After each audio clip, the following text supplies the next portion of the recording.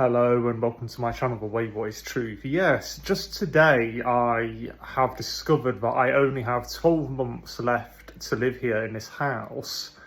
I've known for quite some time that I have to move out because my landlord is not very well and he's selling all of his property. So just pray for me because I have lived here in this 3-bedroom semi-detached house in Arnold, Nottingham, ever since I was 3 years old, and I have always had, not always neighbours that I like, but always quiet neighbours. You know, I've never had any real proper issues in comparison to what some people go through, you know. So I'm just a bit concerned. Now, I know that, wow, this country's in such a mess. There are more food banks now than there are McDonald's in the UK. I mean, have you ever visited Blackpool, for example? I mean, you know, there are plenty of people out there going through far worse than me, but nonetheless, it's a concern because I just associate moving out. Don't forget, I'm a single guy. I don't have a partner. I don't have a family. I don't have any children, at least as far as I'm aware, I don't anyway. So someone like me really only qualifies, unless you've got money to buy your own property, of course, or to put a mortgage down or whatever. But yeah, if you are at the mercy of the many councils that exist up and down the United Kingdom, then yes, it's just 1-bedroom flats for people like me, and those places usually have noisy neighbours.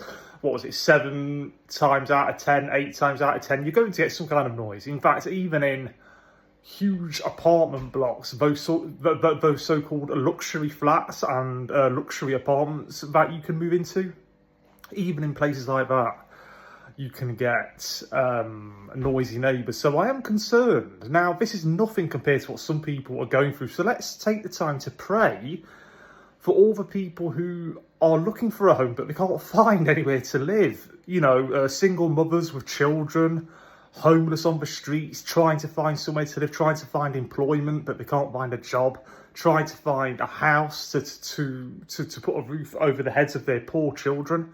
There's so many people like that up and down the UK, so many people that are up to their eyeballs in debt and they can't get out of it. This is all stuff we have to be praying for, the homeless, the poverty-stricken. So although this video was initially about me, let's turn it around and pray for the entire United Kingdom.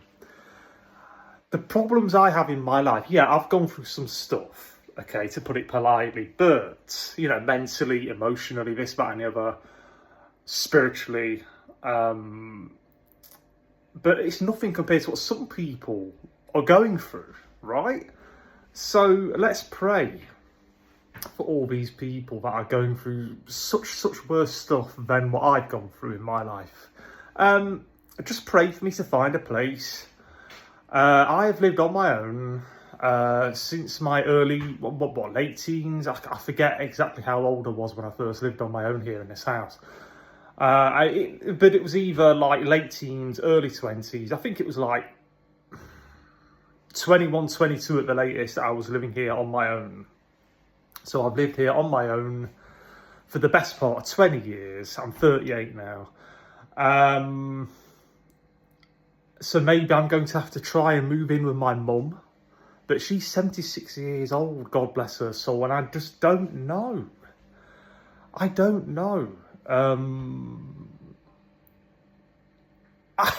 To be honest with you, I don't know how much longer she's got left to live. That sounds horrible to say that, doesn't it, about your own mum? But even she said it. She's concerned. In fact, she wishes that this happened when she was a bit younger. The whole me needing to move out of this place. So she's, if anything, she's more worried than me. But you know what mothers are like. Anyway, I don't want to babble on and on and on. But before I end the video, I just want to say, let's pray for all the impoverished people, the homeless, the people out there who are trying to find somewhere to live but they can't find anywhere, people who have had long stretches of homelessness for a few days, a few weeks, a few months, all the people in America and in this country who live in their cars. But in the United States of America, living in your car is a big thing. In the Far East, in Japan, people they live in those small rooms that have a computer screen. I forget the name of it. I think we can rent out very, very small rooms. And, you know, we're talking about, I mean, you can literally hardly lie down in those small rooms if it's just a computer. I think they're like internet cafes where you can rent rooms and stuff. I just forget the name. And in China, forgive me if I'm wrong about this, but Hong Kong, some families are living in these coffin rooms. They call them coffin rooms because they are usually shaped like a rectangle, and there's just barely enough room to hang up a few bags. There's a bed for them to lie on, and maybe a small TV at the end of this so-called room that they live in, and that is it. You know, that is no way to live.